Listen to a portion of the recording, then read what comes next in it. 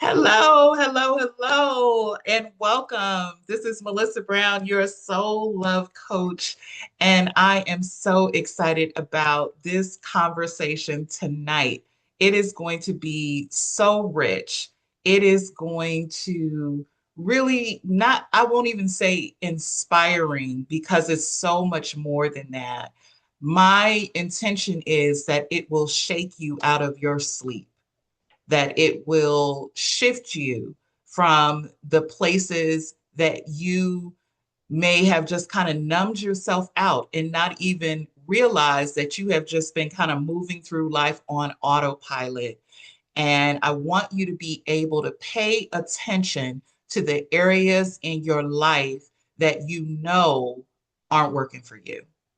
And by the end of our conversation, I want you to find the courage to do something different, to do something radically different. So, with that, let me just welcome Dr. Nicole. She is known to many people in this circle, but let me just welcome her. Hey, Nicole, say Hey, hello to the Melissa. peoples. Hello, everyone. I'm happy to be here. Yes. And so let me just start with this because Nicole and I, we have known one another even before we worked together. And it just goes to show that you never know that people are watching because, yeah, I met Nicole even probably before I was an ordained minister. We were back in the 90s in the same church, same faith community, and I just remember her smile. She has a very infectious smile, and so I'm still connected to many people from our small church, but I had no idea. I was happy and gleeful when she reached out to me. So Nicole, if you could just share a little bit about where were you in your life and what were you feeling that made you move from the place of there's Melissa. I see Melissa doing all these things to let me call Melissa. Let me send an email. Where were you? Whew. Okay, let me think back. So this was in October of 2022. I remember that. And I was basically contemplating ending my marriage. I was very unhappy and had been unhappy for a long time. And I had been, I prayed all the prayers and done all the things, read all the books. I felt like I had tried everything that I knew I could try to, save slash fix slash heal my marriage. And I have been, of course, as a Christian, praying about it for a long time and asking God to fix it and heal it and fix me and fix him. And it just seemed like nothing was changing. Um, the straw that the actual thing that made me reach out to you, Melissa, is that I had come home from an event that my ex-husband had promised we would go to together. It was like a conference. Then when I saw it, I was so excited about it because it was like business conference and he's a business owner, I'm a business owner. And this was an opportunity for us to be in fellowship with other believers, other married couples, some of whom were in business together, some of whom were in business separately. And, where we were in our marriage and just not spending much time together, I just felt like this was a great opportunity for a reset. Um, and so when I told him about the conference, he said, he would go, and which was not atypical as it got closer, very close. He suddenly said he couldn't go and said he needed to work and all these other things. And when I was there by myself, of course, I was like, I felt lonely because my anticipation was that I was going to be there with my husband. But also, it's almost like I got a chance to see what could be because I was around, I'm not saying they were perfect, but I was around a lot of married couples who appeared to have healthy relationships, and I'm watching their interactions, and I'm present for the conversations, and I'm, listening to panels and all these things. And while I'm hurting, like, man, I wish he was here, I'm also like, wow, like it's almost like there was a mirror. Like I'm seeing other Yes. people's marriages and I'm comparing that to my marriage and just able to see like we don't have this. and acknowledging like this is what I want. And so I came home just on the heels of not just the disappointment, but I think for whatever reason, after that conference, I felt like nothing is going to change. Like that was kind of my feeling is that nothing is going to change. And I had been following you, Melissa, for a long time. Like you said, I knew that you had transitioned from therapy to coaching, and I had been seeing these amazing posts about these retreats that you and the beautiful women were taking. And, I feel like up until that point, my life had really been around seeing something that I wanted, but feeling like I couldn't have it, including Wow. you, like including Wow. working with you, including going on the retreats. And I look at it like, man, that looks amazing. I wish I could do that. And so when I was in this place of, feeling like I think my marriage is over, but Mm, and wanting to have somebody who not only had the expertise of a therapist, but you being a minister, I knew that I needed both of those because I was yeah. indoctrinated with all the things that about divorce and God hates divorce and all these things. So anyway, so that's what made me reach out to you, because I was just in a very low place and finally starting to feel like, is this what the rest of my life is going to look like? And I didn't want the rest of my life to look like that. Yeah. Yeah. What you said is so powerful because I do think that for many of us, even if you've been in a pattern that doesn't work for a long time, there's a moment that you see yourself. There's a Yeah. moment that just kind of causes you to pause. And it's almost like I can see you at this conference with all these couples who are doing life and business together. And that's your desire, which was why you registered, but yet you are not there with your significant other. And although that had been a pattern of kind of he's never here, he's never, I'm always by myself, I'm married, but it's almost like I'm single. um it was that moment that made you reach out and say this doesn't work. Yep. I remember our initial conversation, and surrender has been such a theme in the last couple of years. And I remember that was something that you kind of said in our initial conversation of, Melissa, I'm at a place where I'm ready to just surrender. Particularly when you think about a marriage that you're trying to hold together. Can you talk about what does it look like for a type A woman to surrender? How, because I know a lot of times people get stuck in wondering, well, how do you do that? We use this language all the time. Can you talk a little bit about when we started working together and what does it really look like for a woman who's used to doing all things to surrender? Yeah. I have to start before we work together because, as I'm sure your followers know, you have an amazing book. I'm blanking on the title, 30 Days to Surrender. Yeah, the soul surrender, 30 Soul days to, Surrender. yeah. Yes.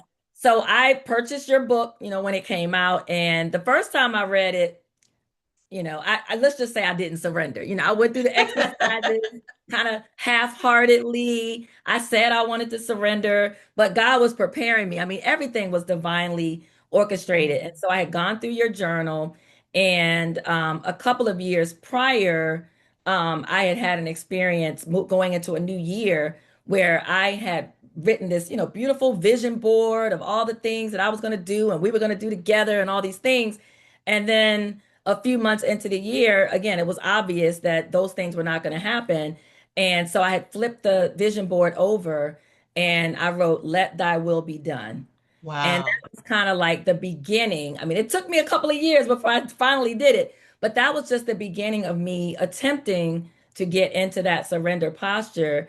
And that's when my prayers slightly started to shift from, okay, God, like, what do you Yes. want me to do? Like, I'm out here trying to fix, save, heal, but like, what do you want me to do? And for almost 2 years, I felt like I wasn't hearing from God. I was like, God, do you want me to stay in this marriage or do you want me to leave? And I felt like I wasn't hearing from him. I know now I hadn't truly surrendered. I was asking questions, Mm, but I was still in control. I was still doing the things that I thought would, fix my marriage.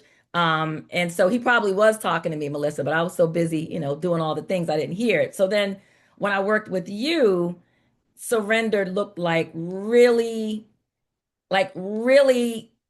telling God, God, even if I don't like this, even if this hurts me, even if this makes me sad, truly let your will be done. Truly Yes. let your will be done. And I remember my prayers shifted from God, please fix my marriage, God, please, please, please, to like, God, just show me what you want me to do and I'll do it. And like saying it initially with like a shaky voice, like, like because they say like be careful what you ask for.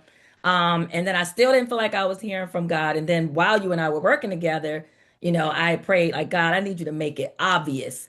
And within a few months, he made it very obvious, and everything was revealed, and it, all the questions to all not all the most of the answers to the questions that I had, things that didn't make sense, and then it was just like it was an obvious no-brainer, like God was answering. Yeah. But I feel like, to answer your question, like what it looks like is truly accepting that I was never in control in the first place. And that's one of the things that you helped me to see in working with you. All the work that I was doing, all the energy that I was expending, I was never in control. I was basically just spinning my wheels. And I would imagine God was just sitting back like, not that he wants to harm us, he doesn't want us to Yeah. suffer, Like God is like, but I'll wait.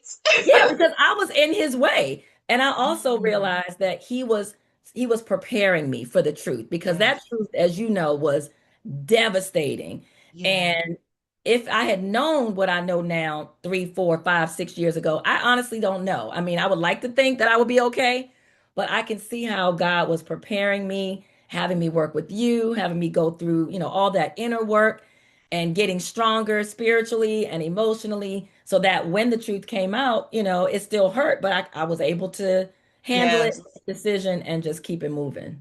Yes. Well, there was one point because people may, well, I know people don't know that you came to me personally to do work because, like you said, things were not changing, and you wanted to work on your own inner happiness. Hmm. And and after listening to you and hearing that so much of your unhappiness was connected to who you were married to, I was like, there's no way we're gonna have this one-on-one counseling, and I don't hear the other side of this. I need to bring that voice in. So we actually ended up doing at least a few Hmm. marriage sessions. Yep. And there was a point in that where that really, really struck me. That's how I knew. I said, okay, she is really surrendered.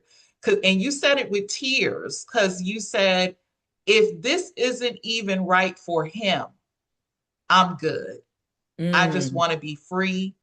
I just want us to both have the life that we're meant to live. I want us both to have a sense of joy and happiness. So Wow. when you were I said saying, that. yes, you did. Yeah, Okay. I still remember it because you knew, well, in any marriage, it's the two become one. So you Yeah. bring yourself. And so, we bring all of our baggage. We Yeah. bring our childhood trauma. We bring all of our unresolved issues with our parents. All of that impacts how we show up in relationship. And so, although you were working on that, the thing I want to highlight is you were not doing it to get to a certain outcome. Yes. You Yes. were willing to even say, if this doesn't work, we can part ways. It's almost like I love you enough to let you go. If Hmm. you can't, we can't be together and be aligned and make each other's lives better. I'm willing to release it. Yes. Yeah, that's exactly it. That's exactly it. And at the time, before I know what I know, before I know what I knew, I didn't know then what I know now. But absolutely, you're right. That was definitely my posture, is this idea, like you said, of just if this is not meant to be, if this is not good for me, it's not good for him, then let's just let it go, which was very different. Every prior to that, it was desperation. I mean, if I'm, as I Yes. look back, there was a degree of desperation around saving my marriage, which Yes. in and of Yes. itself is not. healthy at all. Yeah. And I'm so glad one of the things that I do with people is we unpacked what's at the root. And marriage, a lot of times what's going on in a marriage or a relationship or with our kids is just symptomatic. Come on, Dr. Nicole.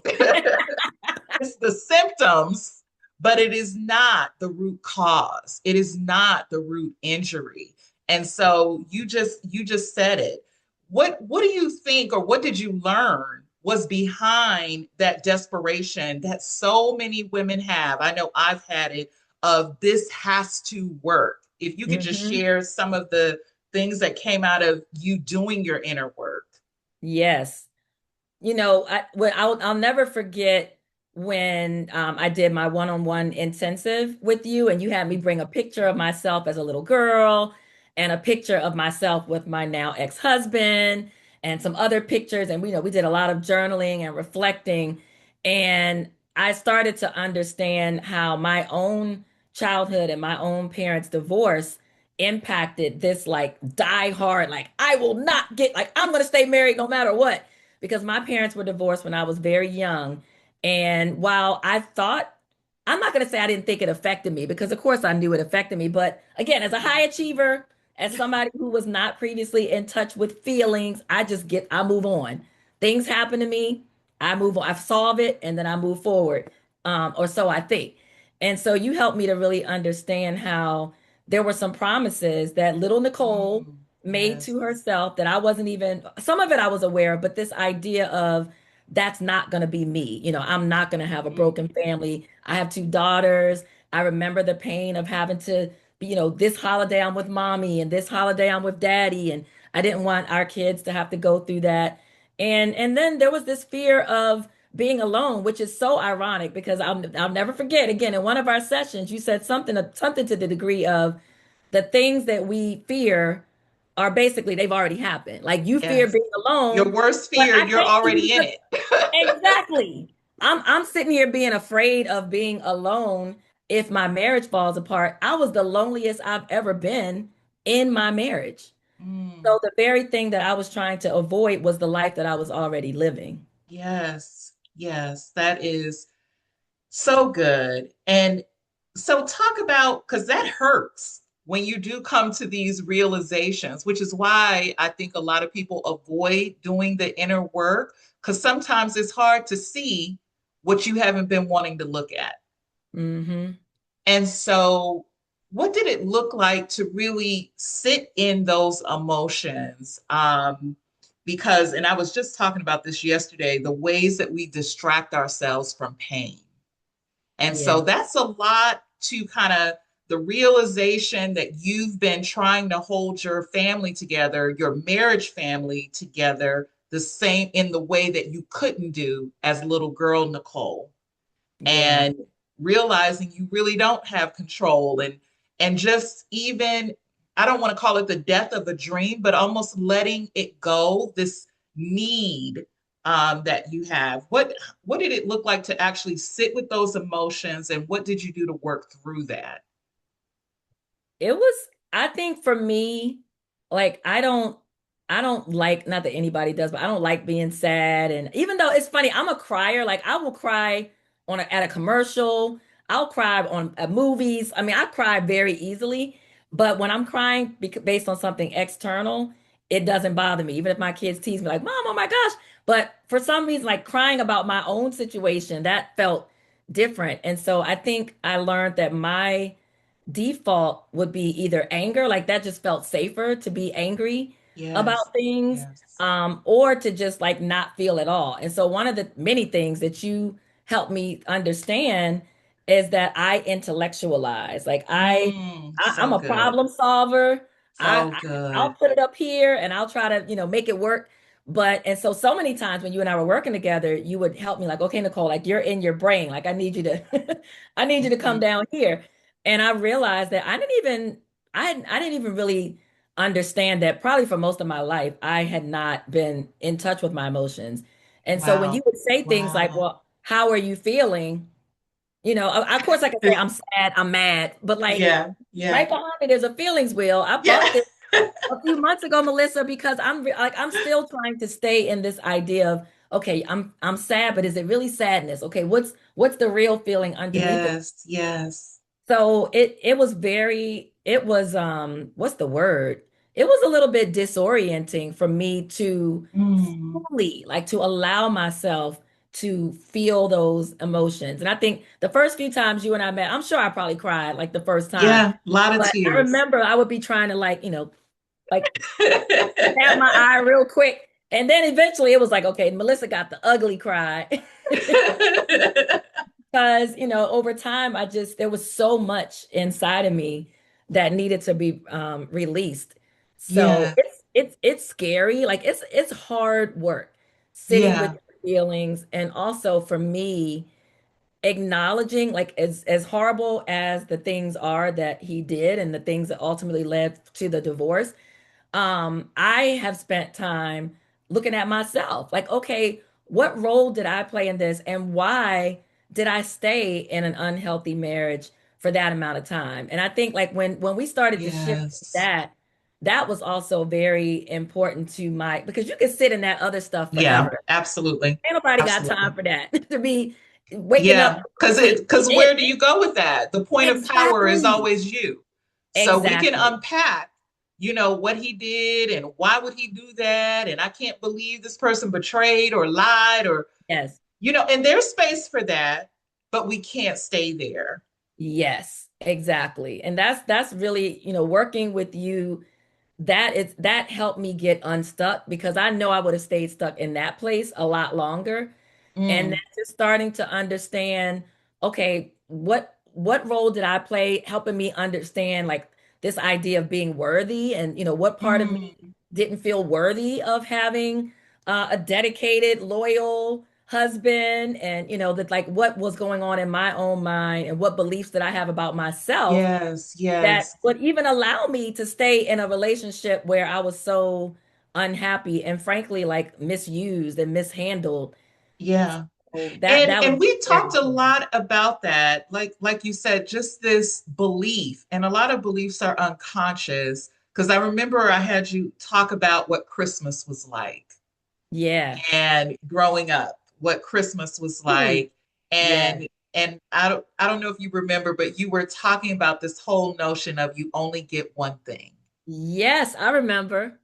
Yes. And and so for just kind of say a little bit about that, and Hmm. I'd love for you to share how that has shifted, because when you're 8 it might be the one thing like a Barbie doll, but when you're 30 it's like, do I get the kids, do I get a career, or do I get a happy marriage, because I can't have it all. And Yes. so I think sometimes this notion of what made me settle for, because hindsight is always 2020. And I swear, if I had a nickel for every time, me included, a brilliant, smart woman said, how did I allow that? Or why would I have, you look back and it looks like a Lifetime movie. How did Yeah. I, a smart woman, end up in that? I think, this whole notion of, do I really get to have what I want, is a part of it. Yeah, definitely.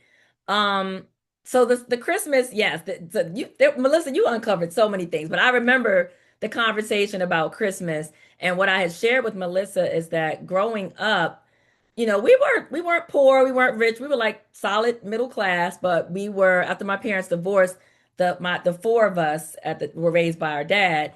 And there was kind of like, I don't want to say it was a rule, but it was definitely, I would say it was a rule. At Christmas time, my recollection and my experience of Christmas was that I got like I could pick one like really important thing that I wanted, So one year it was the Easy Bake Oven, one year it was a Cabbage Patch doll, Baby Alive, but it was like, what's the one thing that you really want? And I could guarantee that that one thing was going to be under the tree. And that wouldn't be my only gift, but the other things might be, smaller toys or maybe some clothes, like stuff Yeah. that you need, but you don't really want. You're not like ripping the paper Yes. off all super excited.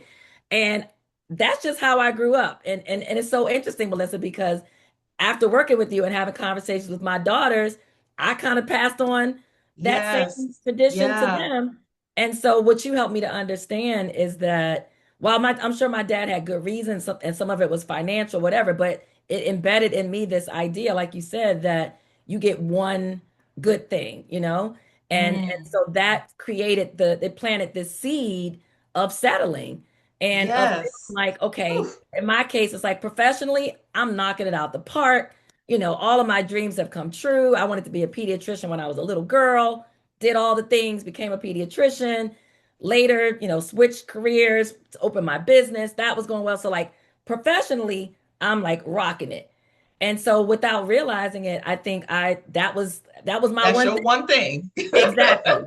So over here, it's like, okay, well, I have these beautiful daughters. That's great too. I have this marriages and all that great, but it's okay because I only get that one thing.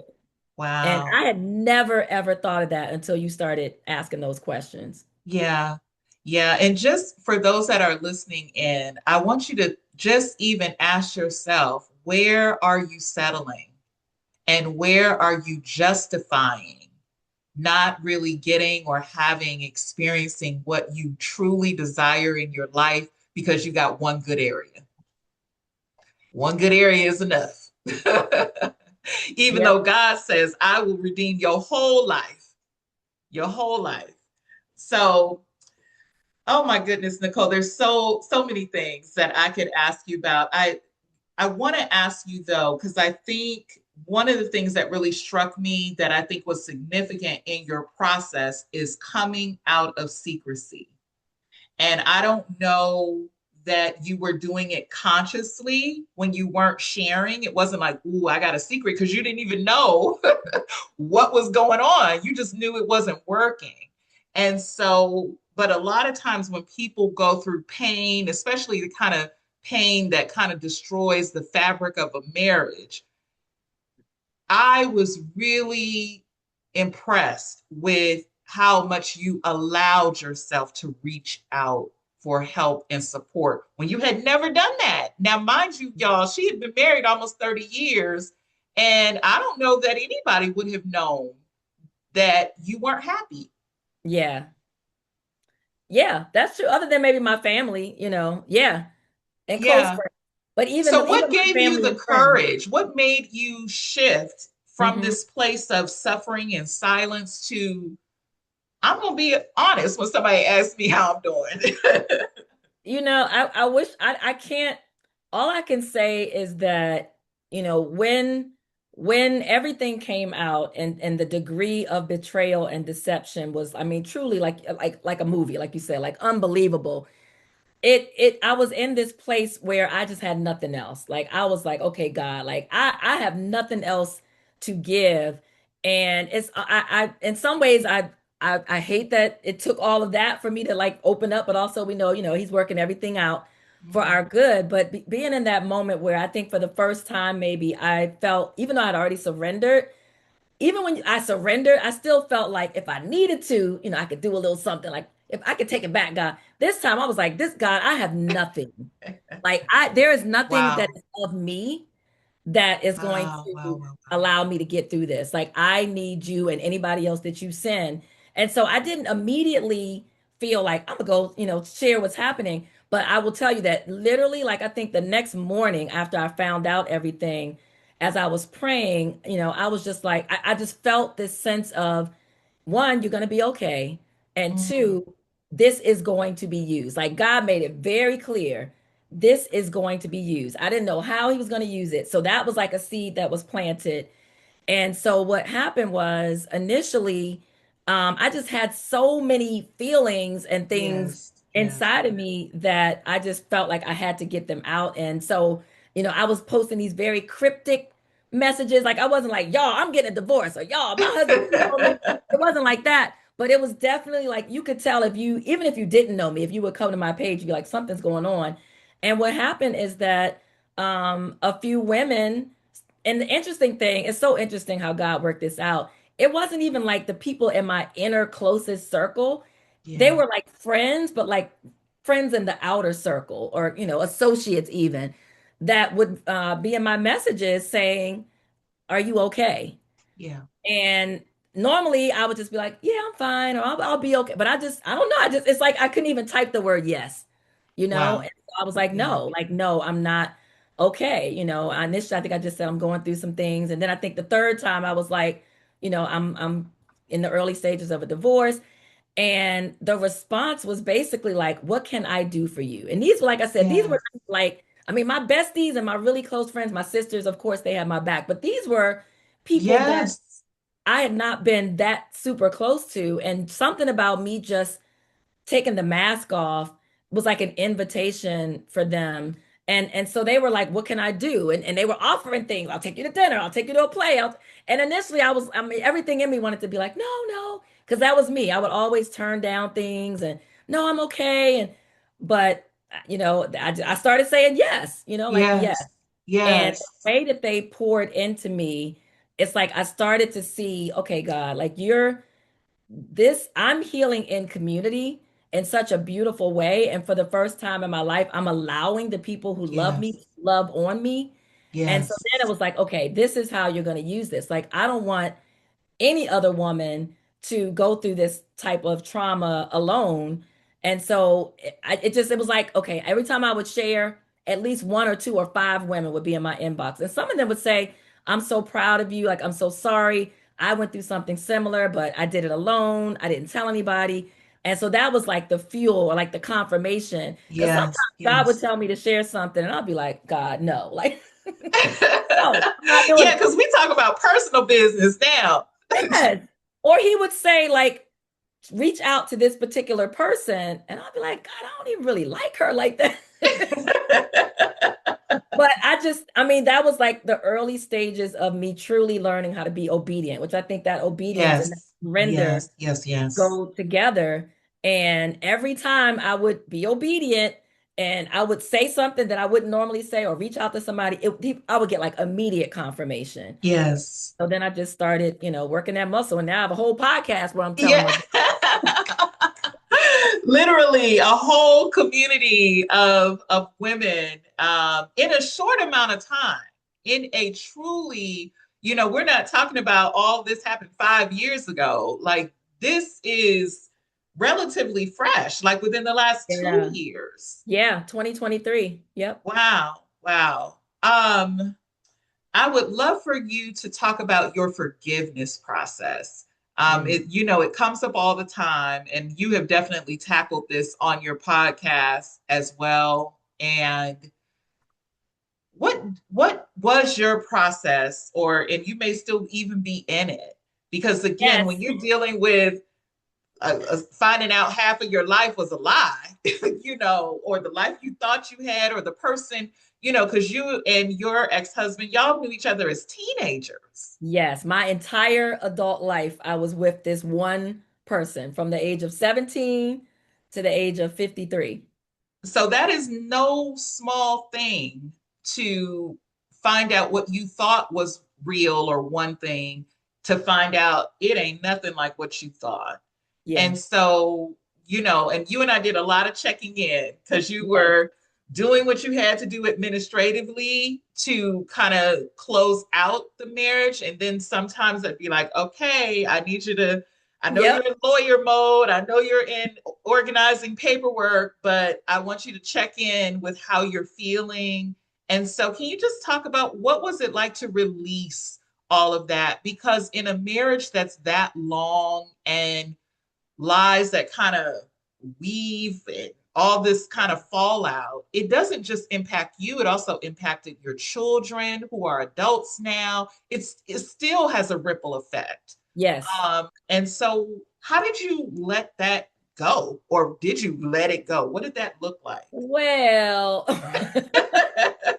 let's just say I'm letting it go because I am Mm, still the heal what I'm learning and what I've learned is that my healing, like there is no endpoint, which is also was difficult for me because again, like I like timelines, deadlines. When do you need it? Okay. And so I'm like I'm doing really well. Then I have a day where I'm like, oh my gosh, like why am I crying about that again? I thought I was already over that. So I'm realizing like this healing journey yes. Yes. continual. It's And I grief. don't It's grief. exactly because it Yeah. is grief. It is absolutely grief. Like you said, I'm grieving what I thought I had. I'm grieving the life that I wanted to have. I'm grieving this person who's not who I thought he was. Grieving the family that, I hope that we would have all of those things.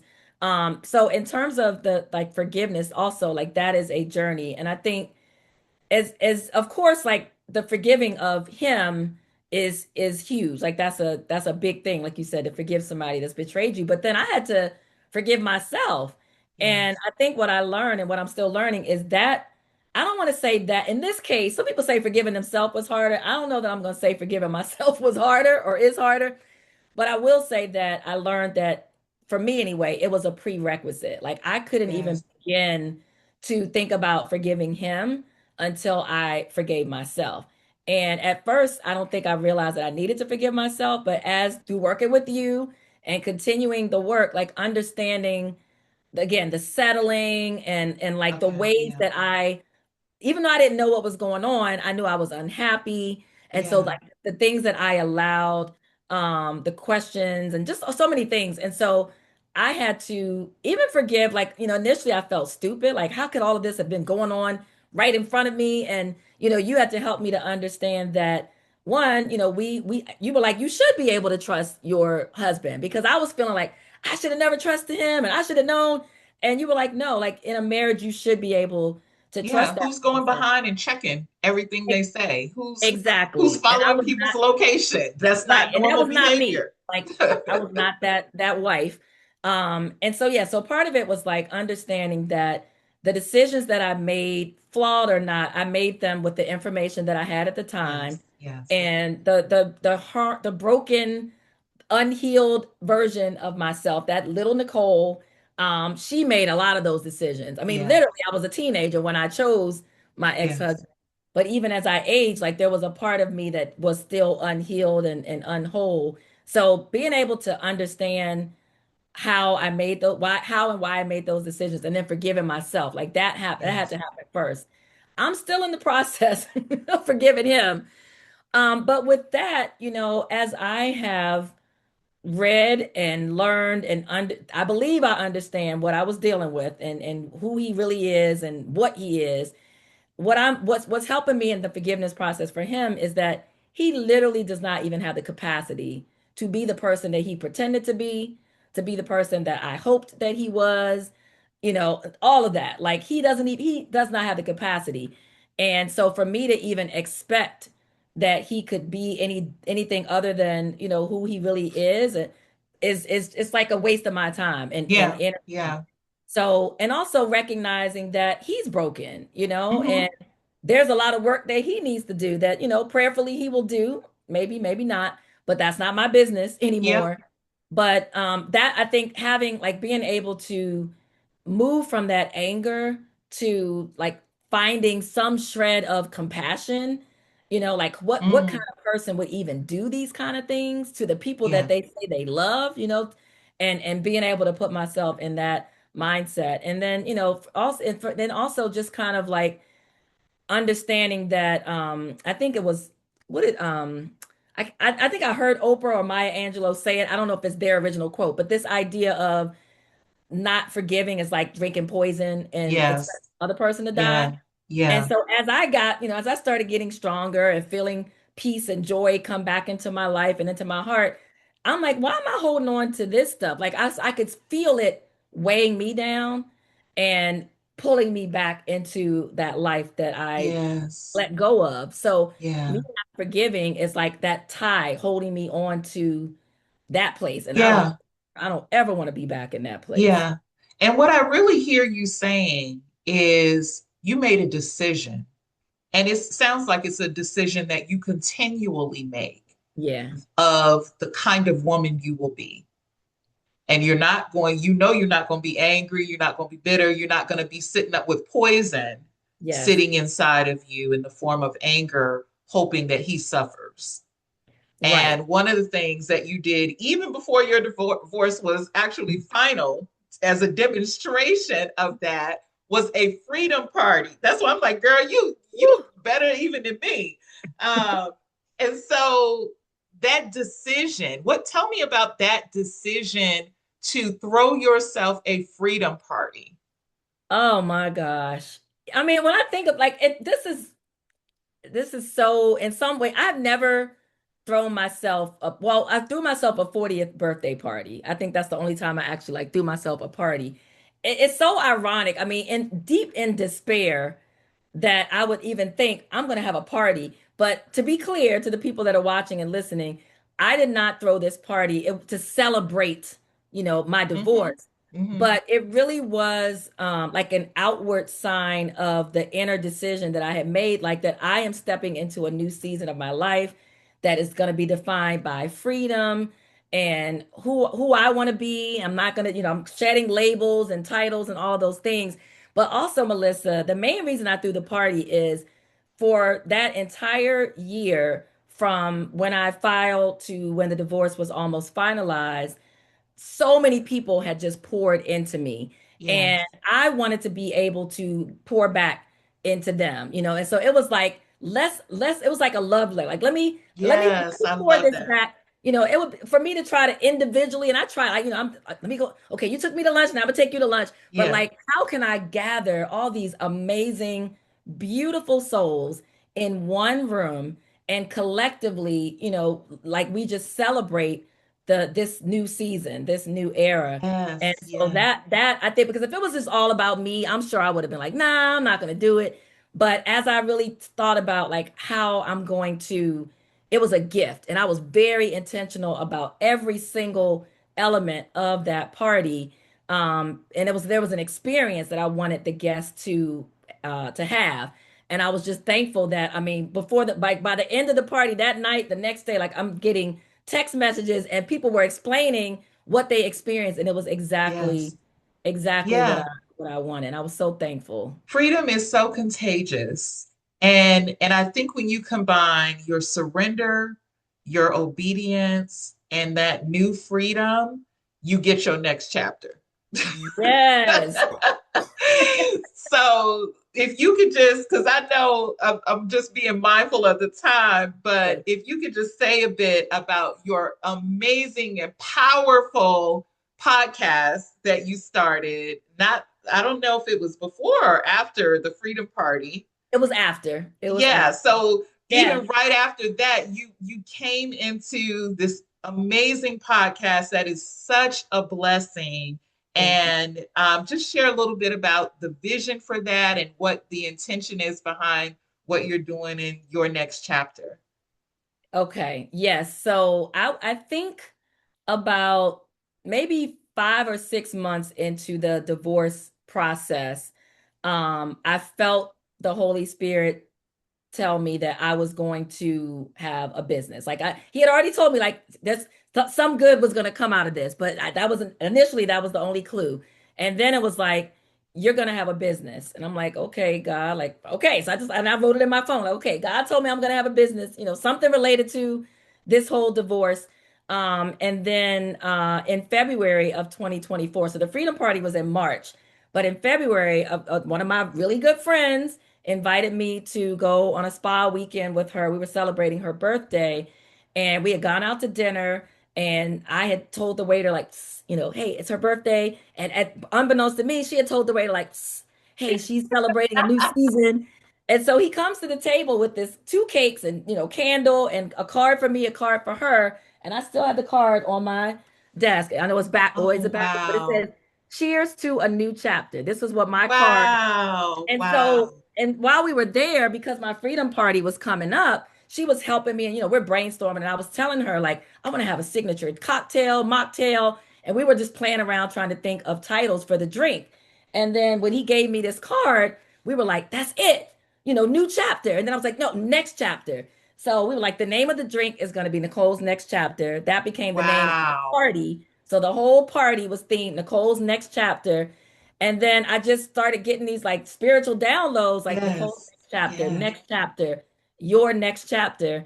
And so then it was like, okay, your podcast is going to be called Your Next Chapter. And it was like, no, that's not just your podcast. Your business is going to be called Yes. Your Next Chapter. So the podcast was launched, Your Next Chapter with Dr. Nicole was launched on November 4th, which is my late mother's birthday, November 4th, 2024. And it really is, again, going back to what we were talking about community. I wanted to be the example of the high achieving woman who is no longer pretending, no longer hiding. I wanted to give permission and like demonstrate on a weekly basis what vulnerability looks like. Because Wow. I say, like, vulnerability is my superpower, it's your superpower, it's everybody's superpower. And it's my vulnerability that called in my community. And so, similarly, on the podcast, my hope is that my vulnerability, my guests' vulnerability will give another woman permission to just like, let it all loose Yes. and Yes. and step into her new season. Whether it's not just about divorce, but a lot of it is about divorce. But Yes. I'm happy to say that married women, even married men, have told me that they listen and they get things out of it. Some people may be having a next chapter because of another loss. Maybe there's a death of your partner or your loved one, or maybe you have your own illness or disability or job transition. There's a lot of things that pivot us Yes. unexpectedly into these new seasons. So I love it. I love doing the podcast. I love my listeners, and I'm just so thankful that God dropped that in my. Yes. And the thing I want people to kind of get, because as you're hearing Nicole's story, which I said you would be blown away, you going to be inspired, but it is based off of her yes. It's based off of her decision to come outside of her little shell of, because again, can you even believe where your life is now compared No. to where you were 2 or 3 years ago? Mm-mm. Totally different. And I will say that she went from sitting on her couch watching other women go on retreats and saying, that would be nice, to now you have been to Grenada, you have been to Ghana.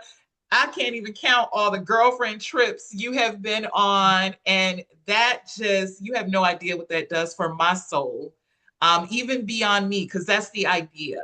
The idea is that you get the life you've been missing. Yes. And I think the scripture that God kind of laid on my heart as we worked together for that year is God will restore God will restore all the things that the Mm. locust and the cankerworm have eaten. God will restore the years, the time. And I'm just saying, Nicole, after you've been on dates with yourself, like I said, you have been being restored. And Yeah. and I just love it. And what would you say to a woman who may be in the space that you were in, even if she's not married per se, but just kind of looking in the mirror and wondering, how did I get here? And this ain't what I wanted. And, what would you say to her? Yeah. I would say if you could fix your life, you would have done it by now. Well. Because I mean, we think that we can do it ourselves, and if we're Christians, hopefully, if we learn how to surrender, we know that God can do it, right? But even with God, I mean, I think that people feel like either one, they can do it themselves, or I'm just gonna keep praying about it. And certainly, like, I still pray. And while I was working, we prayed together. So Yes. like, it's not Yeah. like you have to choose. I think many of us, especially in the Christian space, feel like it's one or the other. If Hmm. I'm choosing therapy or if I'm choosing coaching, then I'm somehow telling God that He's not big enough. And no, it's like God sent me to Melissa. I know that for Wow. sure. God sent me to you. So yeah, like, if you could have fixed it the way you're trying to fix it now, it would have been fixed by now. And I mean, I cannot say enough about the way that you work with your clients. Like, it is Mm. like tender, loving care, very customized, very particular. Like, I mean, I'm always talking about Melissa. I'm always talking about you. I'm always telling people you need to go work with Melissa. So yeah, I think that you owe it to yourself. Like, I'm so Yes. thankful, Melissa, that I made that decision to reach out to you. I didn't know where it was going to lead. I mean, I had no, again, because when we started working together, I was in the early stages of at least acknowledging that my marriage may be over, but had no idea that it Yeah, was you going. didn't know where it was going to go, and Yeah. it went there quick. It went there very quickly. And I know for a fact that had it not been for God and for you and for my family and friends, Yeah. I easily could be in somebody's psychiatric ward. Like Yeah. I'm very serious about that. Like Yeah. I'm Yeah, just God knows what we need. yeah. And here's the also the thing that I want to highlight. You haven't said this, but Nicole did the work, because it's not like we just get on and we chat, for an hour and yeah, that's nice. But any assignment, any soul work, any life work that I gave her to do, any journaling exercise, prayer work, she went and did it. When it was time to set boundaries, she went and did it. When it was time to have some difficult conversations with family members or even with your children, she'd be like, okay, and go and do it. And so again, Melissa's not magic. You are. And so it's being able to find the courage to let yourself heal Mm, and to do things in a different way so you can get a different result. And not just a different result, but the life you actually want. Because do you want this life? whew. Let me tell you, my life is unrecognizable. And it's not perfect. It's not Yeah, perfect by any means, but I am so joyful, like truly, truly joyful. yeah. Well, Nicole, I thank you. Like I said, I can talk to you all day, and I love this work that I do because I get to work with wonderful women like you, Thank and it you. doesn't feel like work. So half the time, I know my children are like, "Are you really at work? You sound like you're laughing and having fun." But it is just being able to support a woman who is fully surrendered. And even I didn't know how all this was going to turn out, but I know if God is in it, it's going to be good. Yes. And so thank you, Nicole. Just share with everyone how they can find you on social media, how they can get Sure. tuned in to the Podcast. podcast and all of that. Okay. Well, thank you, Melissa. Like, thank you for just all that you have done. I'm looking forward to future retreats and all the Yeah. things. And thank you for just all of the ways that you have facilitated this version of myself that everybody's seeing today. For those who want to reach out to me, you can follow me on Instagram at your next chapter underscore co. I'm kind I mean, Instagram and Facebook are connected, but honestly, I hang out more on Instagram than Facebook. But since for Facebook, it's yournextchapter.co. So if you just look Okay. up your next Yep. chapter, you can follow me there. And then the podcast, Your Next Chapter with Dr. Nicole, you can find it on all of your podcast platforms, Apple, Spotify, Amazon Music, iHeartRadio, wherever you listen to podcasts, you can find it there. Yes, yes. And so you all tune in because the podcast it's not even a year old, is No, it? But nope. how many downloads do you have? Like it Oh my is gosh. I really, think like I said, when God is in a thing. yes, it I think we're up to like 87 or 8,800. We're close to 9,000 downloads. Wow. Yeah, Wow. I'm so thankful. Look at God. Look Look at God. at God. Look at God.